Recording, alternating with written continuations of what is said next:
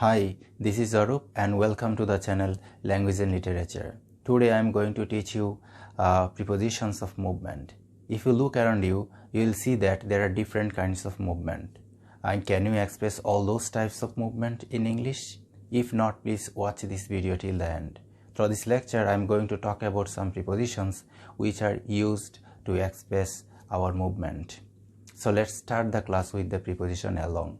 Along means in a straight direction. Along means in a parallel way, or along means in a straight line. So when someone is walking in a straight line, we say he is walking along.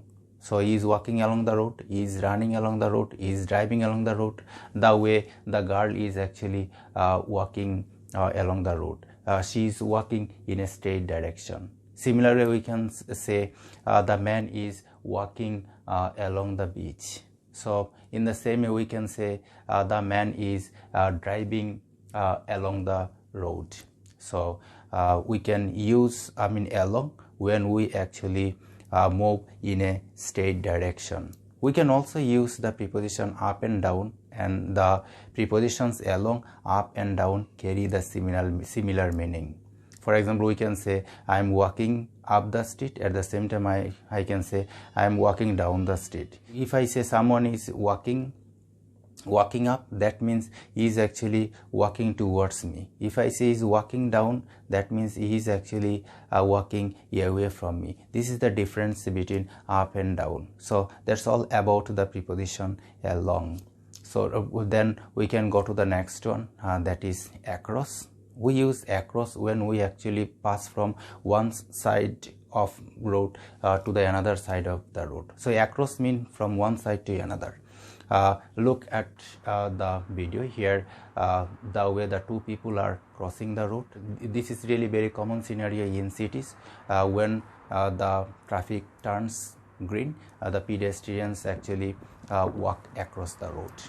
So we can use across in that sense. Across also can be used in other situations too. For example, I am swimming across the river. That means I am swimming from one side of the river to another side of the river. I am walking across the field. That means I am walking from one side of the field to another side of the field. So this is how we can use the preposition across. Then we can go to the next one, that is a preposition into. We use into in order to express a movement from outside to inside.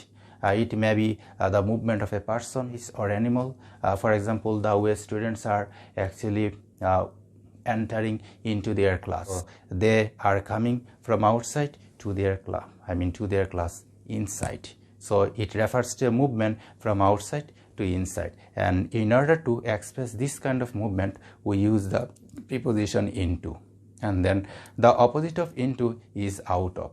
Out of refers to a movement from inside to outside. Look at the video, the way students are actually coming out of their classroom, the way the man is coming out of his car.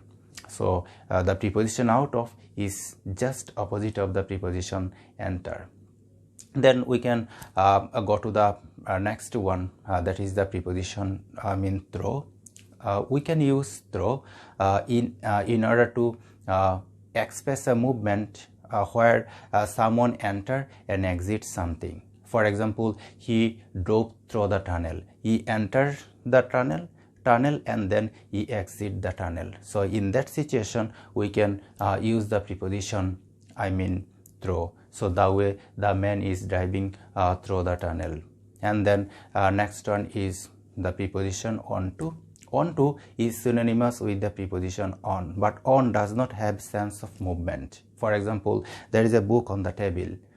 There is a white mark on your face. Yes, there is something on the surface of your face. Yes, there is a book on the surface of on the floor, but there is no sense of movement.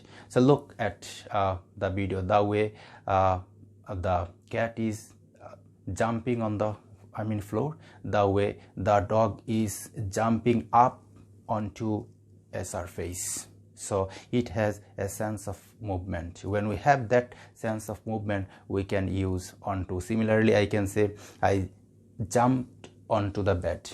Similarly, I can say the dog jumped onto the sofa. So this is how we can use the preposition onto. And then next one, around. Around means looking at all the angles. For example, you look at your right side, you look at your left side, you look up, you look down. So looking at all the angles means using the preposition around. When someone is moving around, it means he is moving in a circular way. So in that situation we can use around. And then the preposition to and towards. We use preposition to when we have certain destination. For example, I am going to Dhaka, that means I will reach Dhaka. And if I say I kick the ball to the goal, it means I kicked the ball and the ball reached the goal. If I say I am going towards Dhaka, that means I will go close to Dhaka. If I say I am going towards Chittagong, that means I am going close to Chittagong. If I say I am going towards the river, that means I am going close to the river. If I say I kicked the ball towards the goal, that means I kicked the ball and the ball reached, close to the post. This is the difference between to and towards. And then we have the preposition up and down. We use up when we want to refer to a movement from a lower position to higher position. Look at the way the man is walking up the stair, and look at the way the man is walking up the mountain, the way the man is climbing up the mountain.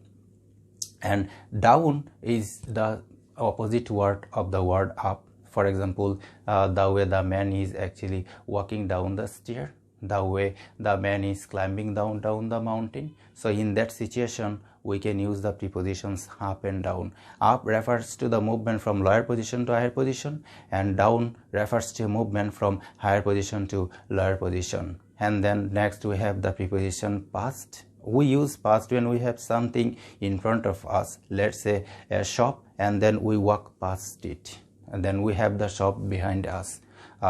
Look at the picture, the way the man is actually walking past the mango shop. So in that situation we use the preposition past. And then we have the preposition over. Over refers to something moving above us, the way the bird is flying over the ship, the way the aircraft is flying exactly over our head. So it has the sense of motion.